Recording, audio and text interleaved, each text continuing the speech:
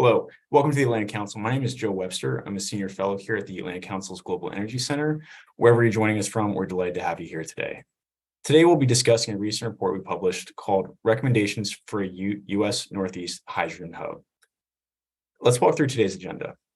I'll introduce our distinguished panelists, after which I'll briefly discuss the importance of hydrogen as well as hydrogen hubs. After this initial context setting, I'll turn to our panelists for their opening remarks. We'll then move into a discussion. If you have any questions for our expert panelists, please submit it by using the chat function in Zoom. In fact, we'll only be able to accept questions via Zoom. Finally, I'll note that we have a hard stop at 3 p.m. today. With that, it's my pleasure to introduce our distinguished group of panelists. Mr. Guy van Nieuwenhof is a senior vice president at National Grid Ventures, where he is a director of portfolio management and business. Guy has 20 years experience in the energy industry. At NGV, Guy leads portfolio management and business development teams to manage new investments and risks across NGV's portfolios, spanning UK and US geographies with the purpose of enabling a clean, affordable, and resilient energy transition. Dr. Rachel Swam is acting director of the Rutgers Energy Institute in New Jersey and specializes in climate and society. She earned her PhD in sociology with a specialization in environmental science and policy at Michigan State University in 2008, while her dissertation research focused on how different governmental, business, and environmental organizations sought to influence U.S. policies on appliance energy efficiency over the past 3 decades. She also conducts survey research on energy questions, including hydrogen, which I think we'll touch on today. Ms. Vanilla Yadhadi is Senior Manager of Power to X North America at Orsted, which is a renewables power developer. Vanilla has over a decade of experience leading and managing renewable energy projects from early origination and development to deal structuring and financial closing at both utility and commercial and industrial scale. She is a licensed professional engineer and graduate from Missouri State University of Science and Technology with a master's degree in electrical engineering.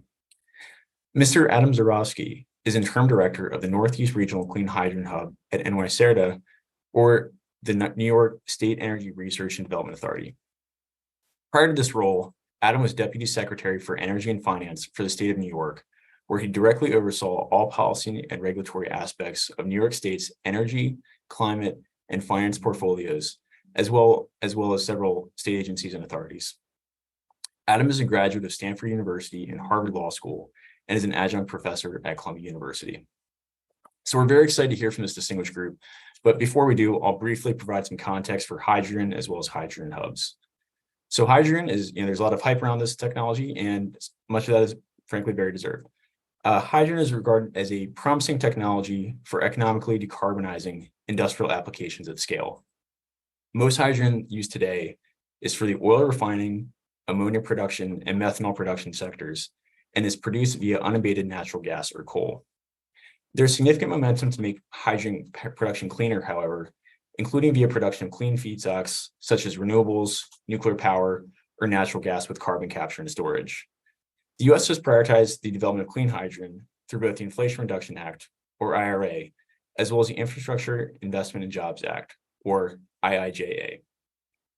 To kickstart the clean hydrogen industry, the IIJA established the Department of Energy's Regional Clean Hydrogen Hub program.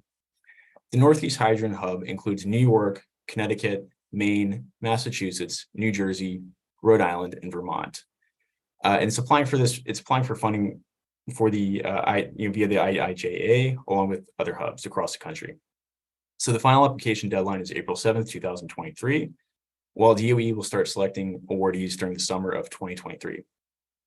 So as I mentioned, the Atlantic Council wrote a report on some recommendations for the Northeast Hydrogen Hub. And some of these top-level findings included the region expanding clean energy production, preparing for the future economy by removing cast iron pipes, examining blending hydrogen pipelines, and finally adapting policy as our understanding of hydrogen develops. So while the molecule itself is not new, our understanding of the technology is changing over time. So much of what we'll discuss today is evolving.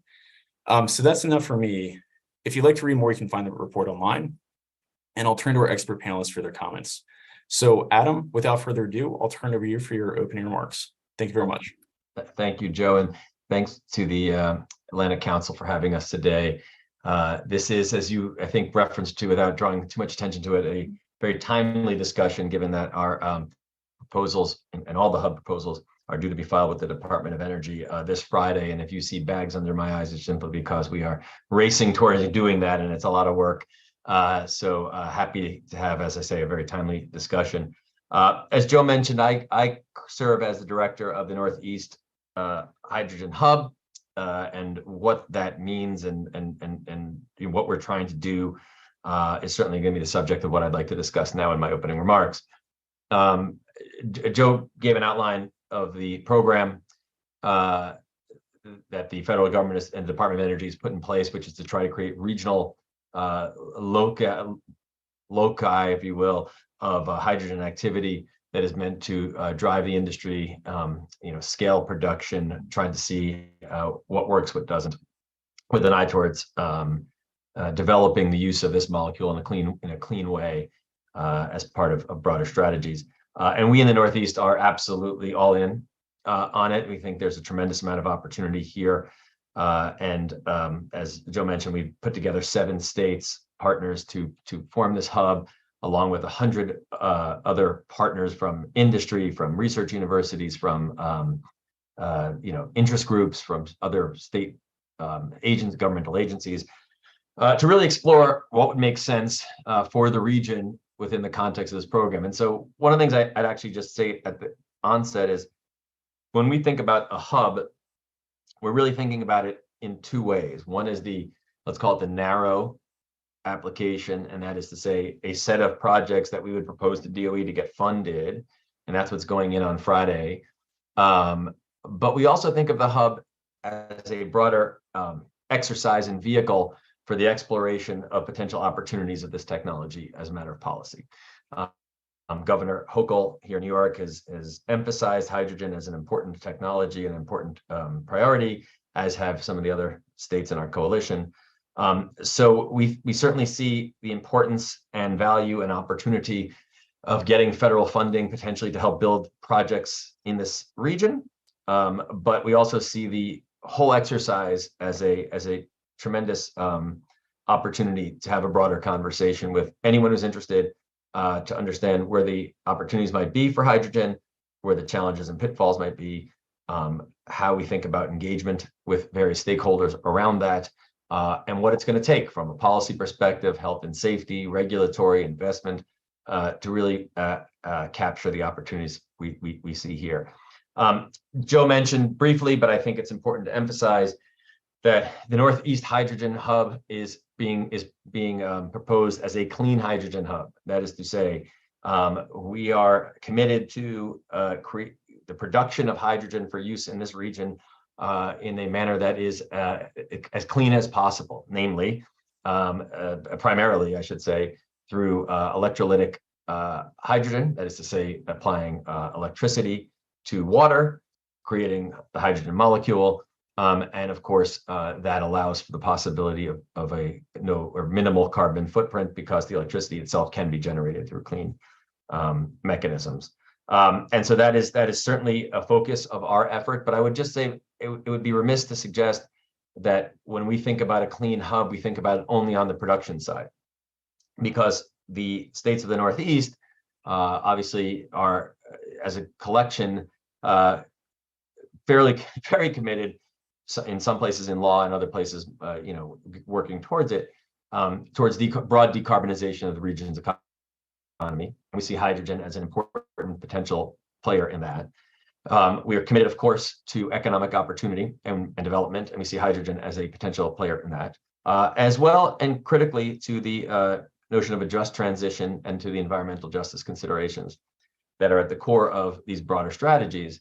And again, there's some conversation around those issues, but we certainly see hydrogen and a role for hydrogen in that. So when I say we're looking at a clean hub, we mean more than just producing molecules in a clean way. We mean also trying to emphasize and explore and develop use cases of the molecule that are themselves aligned with the broader decarbonization, economic opportunity, environmental justice goals. And so that is, I don't think we are in this, and I can't speak to the specific projects. As I say, there's a pending application and whatnot, so that's not today's conversation. But I would just say that as we've been thinking about how to make the proposal to DOE for this hub, we've been thinking about it through the lens of, how do we demonstrate both that we can scale production of clean hydrogen, but also start really legging into the use cases that we think are going to be best aligned with broader policy priorities. So maybe I'll stop there. Obviously, we're going to have questions and answers about specifics down the line, and obviously look forward to hearing comments of the other panelists. But again, I'd say the main takeaway, two takeaways, speaking on behalf of the Northeast Hydrogen Hub, is one is the emphasis on clean, both in terms of production and off-take alignment. And then the second, obviously, is looking at the hubs program, both as a way to build certain projects, but also as a vehicle for broader exploration of all the issues that surround this. Sorry, I didn't fail to mention one point, which is that we are also committed as a region to making sure that these projects and this work are throughout the region. That is to say, to see activity in each of the states and up and down the corridor in a way that can be as integrated as possible. So we are certainly trying to take that very large task and turn it into hopefully a promising opportunity. So thanks again for having me, and obviously look forward to questions and the other comments.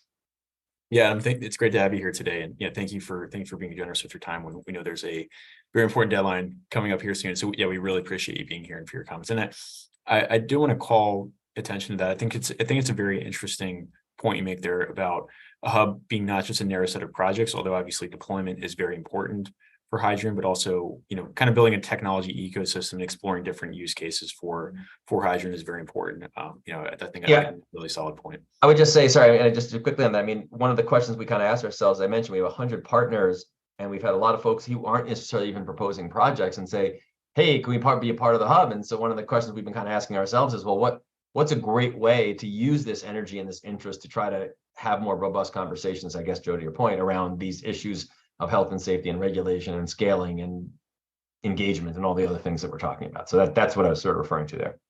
Perfect. Vanilla, I'll turn to you for your opening remarks. Thank you. Absolutely. I think Adam summarized everything that is needed for hydrogen and what it would mean, especially in the region already. So I'll speak it from the perspective of what Orsted has been doing and what our journey has been so far. So most of you might know Orsted as the world's largest offshore wind developer. We are more than that, though. At Orsted, our vision is to run the world entirely on green energy. And that's not a small task, and that's not a small commitment. And our own journey, the transition from being the Danish oil and natural gas company into the world's most sustainable energy company, ranked 4 years in a row today, is not an easy path, but we've lived through what it means and what it takes to go towards the full decarbonization initiative and that transition itself. So we have tremendous experience as a global organization, being the world's largest offshore wind developer, but we've been successful in establishing ourselves as a global leader, even on the onshore side. That's for wind, solar, and even battery energy storage systems. Being successful on both of that, and given our leadership position on the renewable power side, and thinking about how exactly can we get to realizing our vision of running the world entirely on green energy, we've established our Power-to-X business. What essentially Power-to-X, which is a very common term in the Europe or outside of US in several countries, but not as familiar in the US, is converting the renewable power into molecules, basically, whether that's hydrogen or refuels such as methanol, ammonia, sustainable aviation fuels, whatever else can there be, that would help decarbonize the society at large. And that aligns with our vision. So we've established our Power-to-X business, to support this particular vision that we have. So in fact, I think we might be the only player in the US that have all these integrated technologies and in a way be the one-stop shop solution for any customer's full energy needs, from renewable power all the way to clean molecules that they want. So our ambition is, we have strong ambitions and targets that we're trying to achieve. That's about install and construct around 3 gigawatts of electrolyzer capacity globally. We do have projects across the world again, and we leverage that experience. In fact, if you think about it, in the Northeast region is where most of the offshore wind is focused, at least in the US. Everything that I've mentioned as metrics or KPIs, being the world's largest offshore wind developer, that kind of translates to the US markets as well, and especially true for the Northeast region. So That's what we bring to the region. And the 3 gigawatts goal that I've mentioned is expected to have a significant portion being done here in the US. So we have a large pipeline already. We've only started the Power to X journey, starting as mostly focused on hydrogen, but also seeing the value of derivatives of hydrogen still, and getting into the e-fuels business over the past few years, like I would say 3 or so years globally, and in the US, especially over the past 2 years. We have a significantly large pipeline, and one simple example could be a 300,000 tons of e-methanol project we're developing in the Texas area. That's to decarbonize the maritime sector. It's a publicly announced project. We have several projects in the pipeline of similar scale, but that's just an example. We have an offtake or LOI with Maersk, the world's largest shipping company, to kind of power 18 of the recently purchased methanol-powered vessels. So maritime being one of these really hard to decarbonize sectors, and in a way, they're also hard to electrify. So going back to Adam's point of when you're thinking about offtake sectors, there are areas where pure electrification could be a possibility, and Orsted is very cognizant of where exactly the best value can be brought in, especially when you're talking about the molecules business and looking at and focusing on the hard to electrify sectors rather than just hard to decarbonize at large in general. So stop there. Yeah, terrific. I think that's terrific. I think you raise an interesting point there about it's not just electrification, it's decarbonization at the end of the day should be our objective here. And like you're mentioning, many sectors are there. Some sectors are easy to electrify, other sectors perhaps not. And where in those sectors it can be more appropriate for hydrogen rather than than decarbonizing through electricity. So I think that's a terrific point. And we will certainly touch on offshore wind today. The Northeast is the nation's leader in offshore wind energy, so we will certainly be touching on that more throughout this hour here. Rachel, I'll turn to you for some comments. And I know you're an expert on sociology and specifically the sociology of climate change and politics. So looking forward to your opening remarks here. Thank you. Sure, thank you.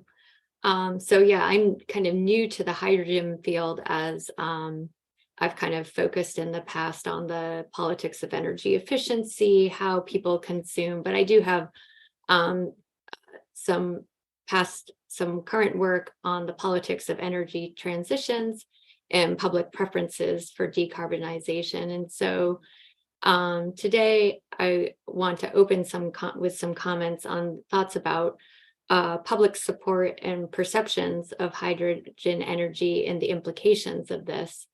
And so we, kind of keep feeling for historically, there have been announcements, hydrogen is coming, hydrogen is here. In 2021, The Economist announced hydrogen's moment is here at last. But then, energy experts and the US public, there's kind of a wide range of awareness, wide range of knowledge and perceptions about hydrogen energy and its promise. And so, and the role of kind of public perceptions and public acceptance is really important. And even in a study of kind of 6 hydrogen experts, they did like an expert elicitation where they talked to these hydrogen energy experts to kind of map the system of kind of what will kind of predict if hydrogen energy goes forward and is implemented. And these experts kind of put that perceptions about hydrogen safety were kind of one of the most influential kind of factors in the system for determining hydrogen's path forward. And those are kind of folks working in the field. And so thinking about the social science research on the public and expert attitudes towards hydrogen energy in the US, the research has been pretty limited so far in the US. Many about kind of over 25 studies done around the world, but I didn't find any in the US, and we've started to kind of fill in that niche a little bit. But you can ask, what are the dimensions of public and expert attitudes towards hydrogen energy? What are, how frequently are these different kind of perspectives found? And what factors explain or predict people's differences in opinions and support for hydrogen energy? And so, hydrogen energy in the public's mind, and some research that I'll talk about in a little bit, hopefully, you should recognize that in the public's mind, this is like a real emerging technology. Like, people have very, very low awareness. Like I said, it's kind of been out there as something they might hear about, but really it's very new, and very low levels of knowledge and awareness about hydrogen technology. And so you can think about it as like other new technologies, like when nanotechnology or genetically modified organisms, or even when we talk about carbon capture and sequestration. These are things that the general public has very little kind of just awareness or understanding of. And so it kind of comes to people often as also just something that's a new risk, right? Like, they're kind of asking, what is the potential benefit of this, but also what are the potential harms of this technology? And, while scientists or engineers may kind of understand risk as a probability of a failure or a harm, right? Like, so when's it likely to have a bad outcome for a hydrogen technology? In the public mind, this isn't just a kind of probabilistic decision making, but risk perceptions are influenced by all kinds of factors. So kind of the magnitude of the impact, not just the probability, but it can be very low probability. But if the impact is death of your child, or some kind of really bad outcome for you, you don't really care if it's low probability. People will oppose that technology. In addition, the other things are kind of the institutional control of the technology, or who's controlling the technology.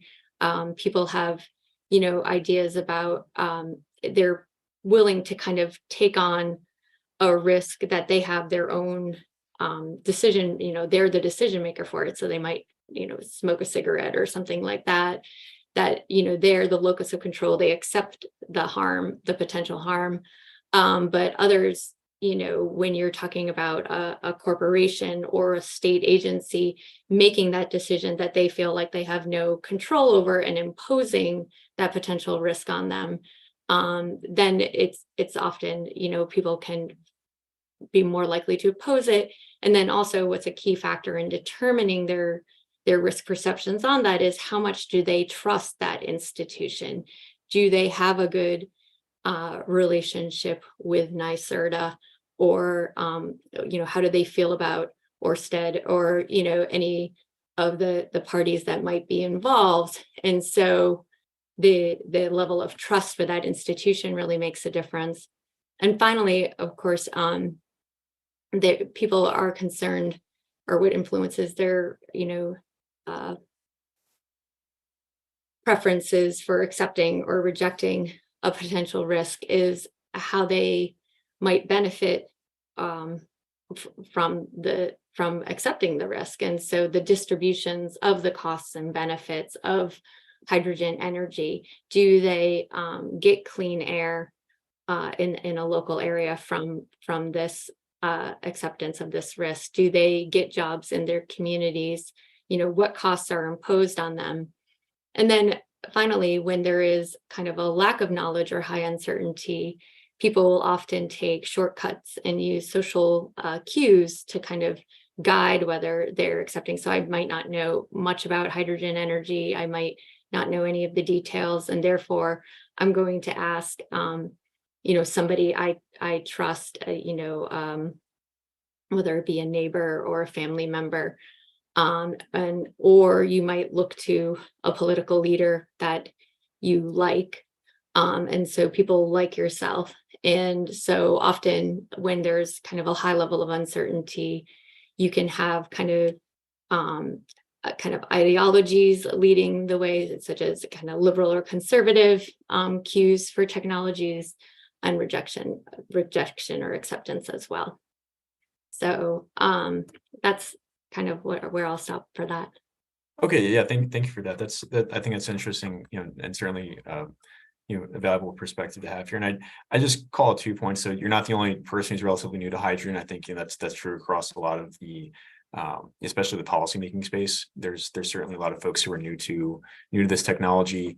I think we've all seen that in conversations we've had with policymakers. And I think you bring up an interesting point as well about not just our understanding of hydrogen. So there's still, this is early days of the technology, but there's also social perception of hydrogen, and they're both evolving. So I think those are two key points to touch on. And so, Guy, delighted to have you here today. Thank you for calling in from London. So we understand it's a little bit later there, and we're really delighted to have you here today. So I'll turn it over to you for some comments. Thank you. Thank you, Joseph. And I am delighted to be along this panel today, and very insightful. And I'll try and sort of go almost join some of the dots. But so given you know, I'm part of NGV, which is the non-regulated arm of National Grid Group.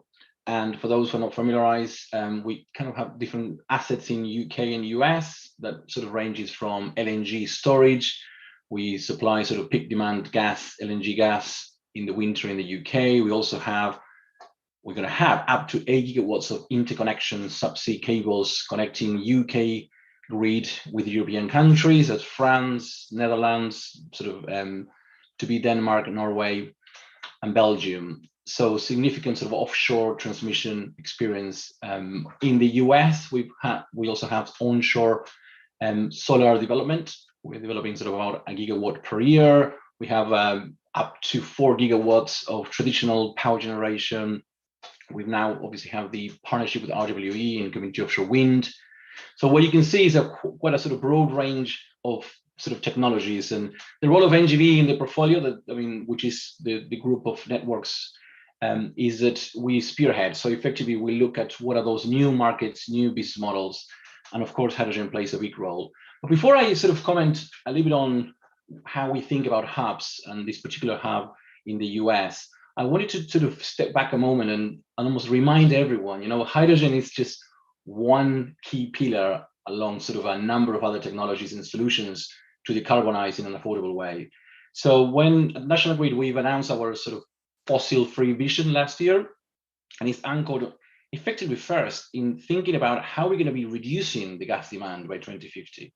So I think it is important to remind that we need to deliver energy efficiency. Our National Grid Group investments and support is in the range of billions, to make sure that we get that right. Then when you look at sort of the next sort of pillar, we think about electrification. We should electrify as much as we can, right? And not at any cost. We need to sort of bring in affordability. And then when we see those areas where we just cannot electrify in an affordable way, that's where we see the remaining sort of networks providing residential heat with renewable natural gas and hydrogen. So I think it is important that when you picture that sort of vision by 2050, it's a proportion of a much smaller sort of set of networks, but still playing a critical role in decarbonizing. So, I couldn't want to play the role you have, Adam, in terms of coordinating 7 states and this hydrogen hub in this context of multi-technologies. So delivering this hub doesn't, from our perspective, doesn't only play a role within hydrogen, but it's making sure that it also aligns with all these other technologies and solutions to decarbonize the whole sort of energy system. So from our perspective, we think about this hub as a sort of way of, first of all, like solving this complex puzzle where hydrogen has obviously one role to play, but also bringing the private and the public sector together. And I think that's where, if I was to sort of reflect, and I think I've shared this with a lot of people in the last year, like where we started, right? So I only need to go back in time 9 to 12 months. And when we thought about hydrogen and how the IRA and the IIJ JV has sort of allow us to basically bring all these ideas together, we referred to 100 partners. I think we started with 6, 7. So all these partners sort of joined with different roles, some of them sort of actively sharing ideas, expertise, just showing up to help. And again, significant coordination from NYSERDA across all states to bring those parties together and co-create. The other thing from our perspective is that we need to be very mindful of these very different applications and how these applications of hydrogen will play a role in the local communities. And I think this sort of touches a lot with sort of where I think, Rachel, you were referring to. I think really understanding how these different use cases and applications will have an impact on those end consumers and communities is critical. And making sure that we work with those communities to help them understand the benefits and the reason why we're developing these technologies is also very important.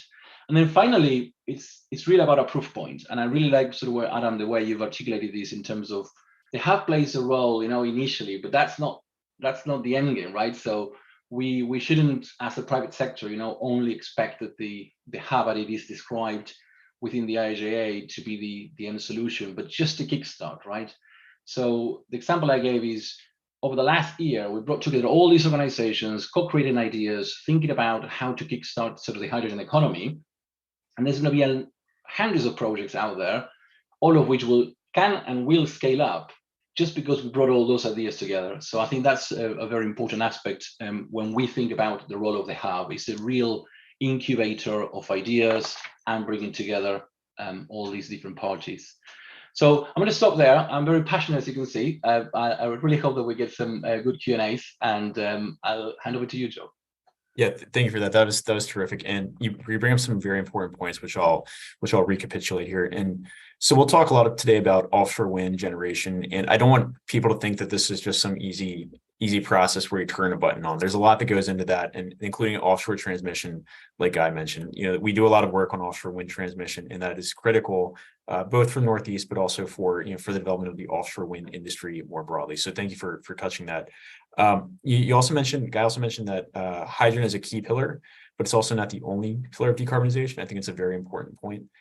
And you also mentioned the importance of the public and private sector working together, which is one of the motivations for this hub, and that's something I think to call out to the audience. And finally, I think you brought a very important point about it's identifying use cases and working with communities, because obviously with clean energy generation, occasionally do see some sort of skepticism, like Rachel mentioned, about these use cases, about the deployment of clean energy in these communities. So those are very important points, and I appreciate you touching on those in your opening remarks. And so now we'll move into the question section. So again, if you have any for our audience, if you have any questions, feel free to drop it into the chat here. Adam, I'll turn to you first with some question of my own. So we've caught you at a fortunate time because you've been immersed in probably nothing else for the past few days and weeks here. And again, we're really grateful for you sharing your time with us. So if you could just touch on what are some distinctive characteristics of the Northeast hydrogen ecosystem, and unpack some of the key advantages you see in the Northeast Hydrogen Hub. Yeah, no, I mean, thank you, Joe, for that, and obviously thank you to everybody else for the comments, and Guy, thank you for the sympathy. We're working hard over here. But in terms of what we think, why we think, I guess I'll answer the question this way, Joe, which is, why we think the Northeast is primed and ideal, frankly, place to do this effort. I think there's a couple things, right? Some of them are, let's call it technological, physical. You referenced offshore wind. The Northeast is a leader in offshore wind. Obviously, has been driving towards has been driving towards a significant amount of renewable energy. There's hydropower facilities, obviously, that New York has long used. There's a nuclear fleet that has been, around for a while. So there's certainly the opportunity as a matter of technology and resources to leg into the space from the production side. But I really would tie it back, I think, more to the other two areas that I sort of highlighted and have come out in the comments, even beyond those that baseline ability, and that is a political will and interest, right? I mean, these are states that are committed to decarbonization. If we're going to look at hydrogen as a complement to and a critical role, a critical player in the decarbonization of the economy, well, then you have to look at in an area that is committed to exploring and pursuing decarbonization in a serious way is obviously fertile ground for that exploration, and that's certainly part of this too. And then I think the other side of that is beyond political will is the alignment with broader priorities. I think we were talking a minute ago about some concerns in communities from lack of familiarity with this technology. Well, that's an opportunity for us, right? It's an opportunity for us to go to these groups, and one of the things that we're working on in our hub, I think will be a feature in the application we put forward, is not just a set of projects that we hope get built, but rather, as we've talked, the vehicle for conversations, right? I think that there is a very, very big difference between saying to someone who's concerned about, say, disadvantaged communities or historically, communities that have historically borne the brunt of the energy system. I think there's a big difference between saying, hey, we're going to replace gas burning in this turbine into this pipeline necessarily with, we're going to try to explore ways to take those diesel trucks out of your backyard, right? And those are the kind of conversations that we're hoping to frame up in connection with the work we're doing. And I think we also think about it, if you want to talk about hard to electrify sectors, guess where those tend to be located, right? Those tend to be located and tend to be impacting upon the communities that have also, as I say, borne the brunt of the historical energy system. So I think one of the reasons we think the Northeast is a really good location for this is not just because we can do it and have both the physical and resource base and the political will to do it, but also because it very much aligns with what we're trying to do anyway. And if we can't tell the story and can't demonstrate out that a clean hydrogen economy and ecosystem can work, well, then maybe it won't work. But I mean, we certainly think that it can, and want to get the opportunity to prove it on the ground, if you will. So I think that answers your question, Joe. But we really, that to us is the exciting part. It's not just about people say, wow, the federal program is big and you can apply up to $1 billion, $1.2 billion for each program. I can assure you, as someone who's trying to fit pieces into that pie, that money goes very quickly. It's more about what you can do with it beyond it and into the future in an aligned way. Yeah, that's terrific. And you mentioned the political will in the Northeast, and I think that's interesting.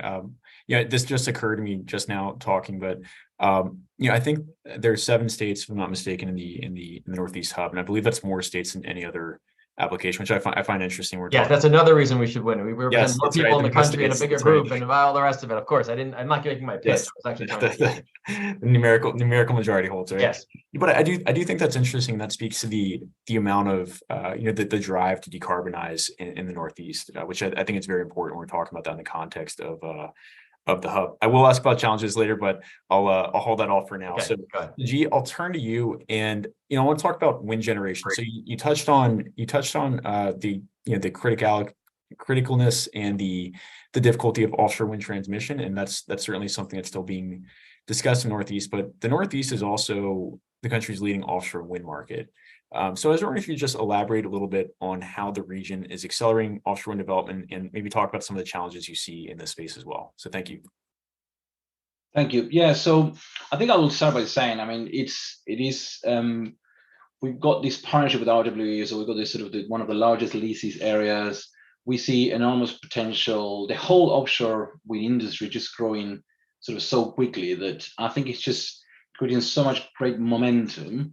That is something that we are quite keen, obviously, to continue to contribute. And we are invested in that with our sort of NGV arm, as I explained, sort of where we tend to use it as a spearhead sort of vehicle, looking at new business models. And certainly sort of the expertise that we've got in the Northeast, in the North Sea, in the UK with offshore transmission, we think that is a critical capability to help unlock some of the opportunity in the Northeast. So that's certainly the way and why we've invested here as well in the US.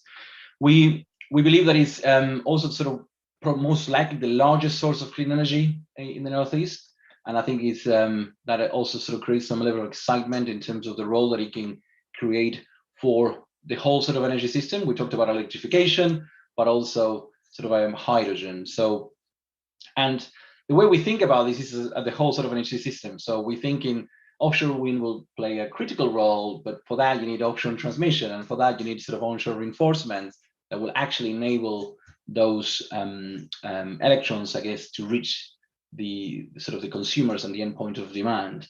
And that's why at the very beginning, at the outset, I did sort of remind people the importance of energy efficiency, because I mean, if we don't win in energy efficiency, we'll just create a huge amount of additional requirements for onshore transmission to even bring more electrons back to the system. So again, we see tremendous opportunity there, and the role that it can play to supply the green hydrogen production goals that we've got.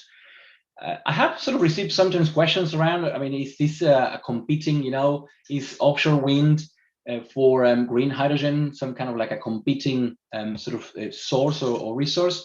And I always remind people, as I mentioned at the very beginning, we're going to 2050, gas demand will be reduced, even small portions of proportions of gas blending into the networks for residential heat will not move the dial. I mean, because electrification, it's so big, and the amount of offshore wind that has been committed and is being developed is so large that in the first 10, 15 years, it will probably make pretty much no difference. And by the time, green hydrogen for like residential use picks up, then by that time, there'll be a lot more. The other challenge that we think about in offshore wind is really the supply chain and the pace at which it can actually sort of deliver on the ambitions. So we spend a lot of time thinking about how much certainty we can have as early as possible, right, to really commit to that manufacturing sort of capability. So again, sort of significant growth, big dependency with transmission reinforcements, and significant role for the green hydrogen and the way we see it over the next 10 to 15 years. Yeah, thank you for that. Yeah, there's certainly a lot of discussion about, what are the most viable hydrogen use cases, and I think we might touch on that in a bit here. But like as you identified, offshore wind, especially in the Northeast context, is just absolutely critical for for the region's hydrogen development. And so, Vanilla, if you could, you're a power to hydrogen practitioner, and obviously offshore wind is very important both for Orsted but also for the Northeast and its hydrogen plant. So if you could just kind of unpack that a little bit and elaborate on on offshore wind and its role in hydrogen production, especially in the Northeast context. Sure. Orsted's first green hydrogen project is, in fact, a small demonstration project called H2RES that we've executed in Denmark. And that's a 2 megawatt project expected to produce about, I think, a ton of hydrogen a day. And that is an offshore wind to hydrogen production project. It might be the only offshore wind to hydrogen production project that exists in the world today. It's constructed and should be operational any day now. So obviously using electrolyzer, and it kind of demonstrates how best we can combine an efficient electrolyzer with the otherwise intermittent or fluctuating power of offshore wind. So it uses about Orsted's 3.6 megawatt offshore wind turbines at the coast there. It's a pretty neat project because the whole idea of developing this project is to understand not just the synergies, but also understand the challenges, especially when you're talking about scaling a technology or a nexus between two technologies such as these. So in the US, I'm not going to reiterate everything that you and Gia have actually touched upon, and Adam too. Northeast is the only region with offshore wind, and in fact, I think it's a moment of, reflection for us, not just pride, but the only operating offshore wind project in the country right now is Orsted's, the Block Island Wind Farm. So that puts the region and us both, apologies for the background noise, that puts both of us in a very unique position to take advantage of the same nexus that I was talking about between the two technologies. But it's not that easy, right? In a way, not all regions are made equal. Certain regions have their benefits. Adam touched upon what makes Northeast unique, but there are challenges to, especially using offshore wind, that range from having sufficient capacity, especially the state started with its goals. If you're taking just New York or even the region, the different states started with its goals for offshore wind for electrification.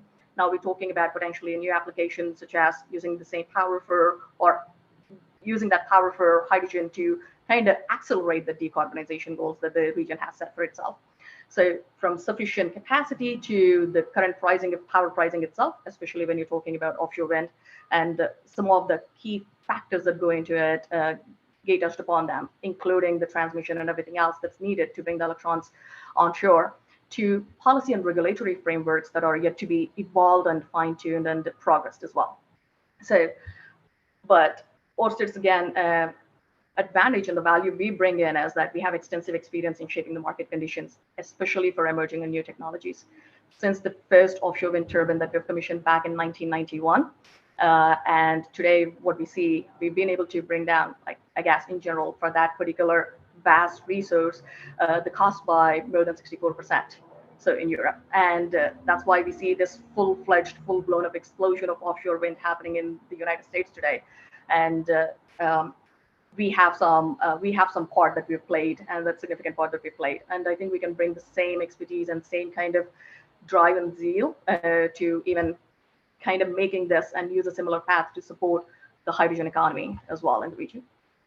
Yeah, that's a very good point about the declining costs of some of these technologies. So for instance, with offshore wind, obviously there are some concerns about cost, but as you mentioned, we do see declining cost curves. And if you look at other technologies in energy, such as solar, such as onshore wind, you do see that reduction in costs over time due to learning, due to better technology. So, even as we discuss, we're not going to touch on costs so much today, but I do think that's important to kind of keep in the back of our mind as we think through some of these emerging technologies, is that, these are not static environments, and you do see cost shifting. So thank you for that. And Rachel, I'll turn to you a little bit, kind of taking a different perspective. It's not, switching from economics back to politics and the sociology of hydrogen.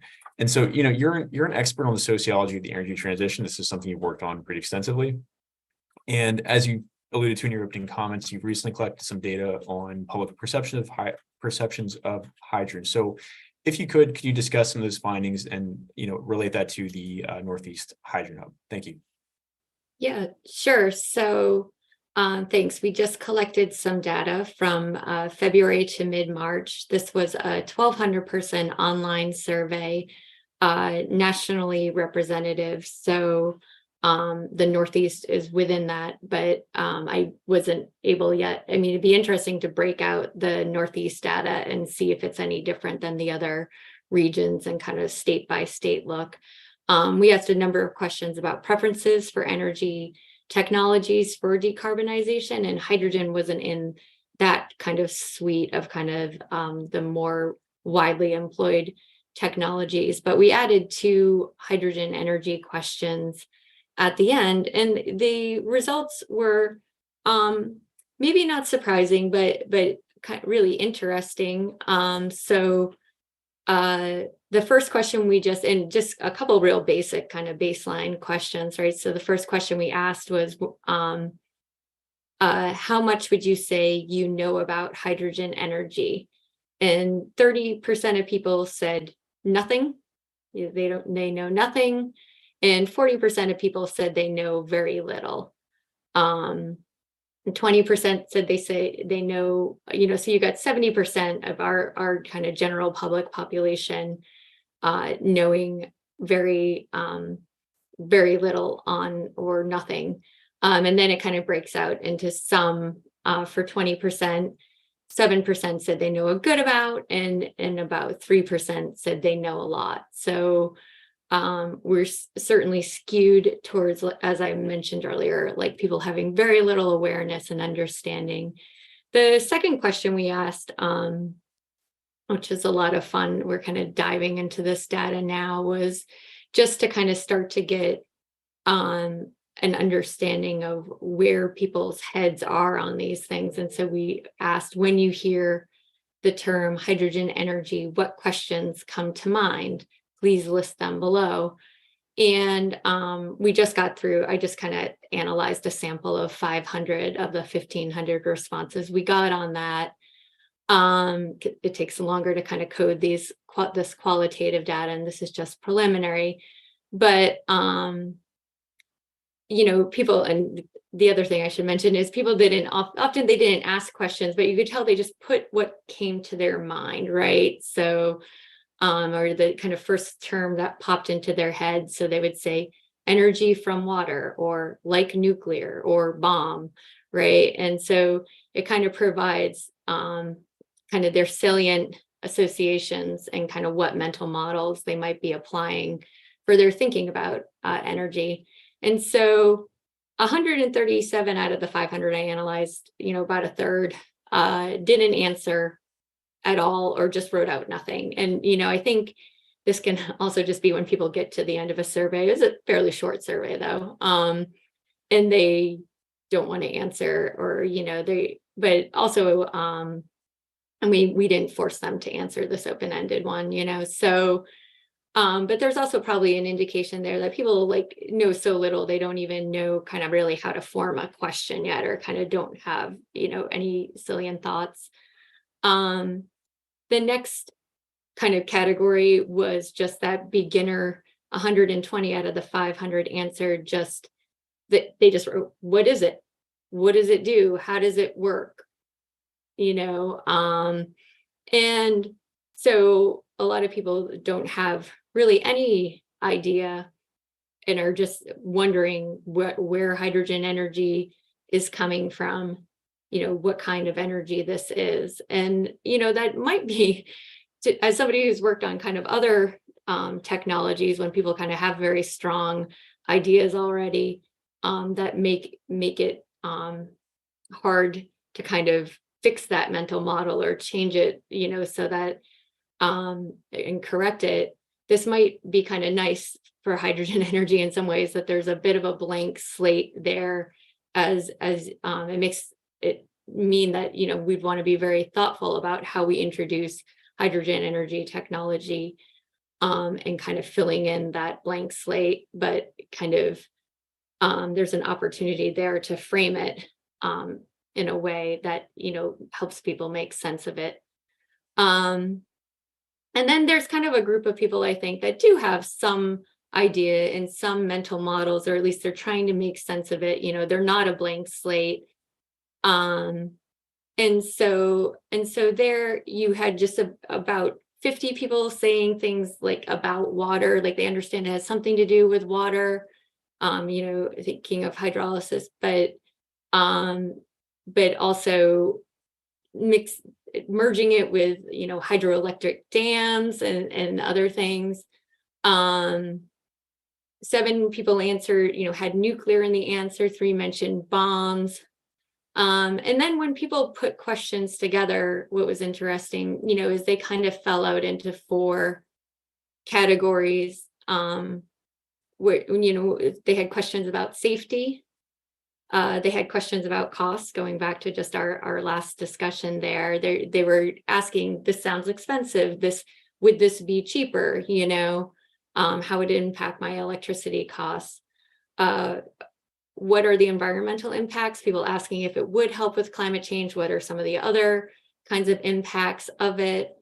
And then other people kind of mentioning, where and how it will be used. People kind of in having a sense that it's not that it probably has some niche uses, and kind of thinking about where it was used. People mentioned cars, they think about these things. So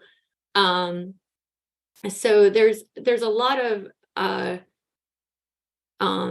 I think potentially interesting findings as we go ahead with the Northeast Hub, to kind of build on. And a lot of it, this is kind of a very kind of broad cut to get that first idea. But I think it can give us some idea as we go, Adam mentioned kind of building out stakeholder engagement. And I think this can give you some first cut ideas, and then you'll want to kind of mold it to the context you're working at, and then the specific communities and the specific projects. Yeah, absolutely. Yeah, that's a good point, that people do have, as your polling data indicates, as your survey data indicates, folks have relatively limited knowledge of hydrogen, and that's certainly true across the board. So Adam, I'll ask you for some really quick comments. We do have a hard stop at 3 p.m. So I'll ask you for a really quick question on that's just on the key challenge the paper identifies, which is the region's limited clean energy generation. So one of my policy hobbies is this Great Lakes offshore wind. I was wondering if you could just touch on that really briefly, and then I'll turn to everyone for a minute of closing remarks. We'll keep this very brief, and I do want to end at 3 p.m. So Adam, no challenge here. No, I appreciate that, Joe. Look, I think that the couple of things. So I think clearly, if we're going to have a majorly deployed in the future scaled hydrogen economy in the Northeast, we are likely to need more clean electricity. I think that's been in the conversation today, and I think that is undoubtedly true.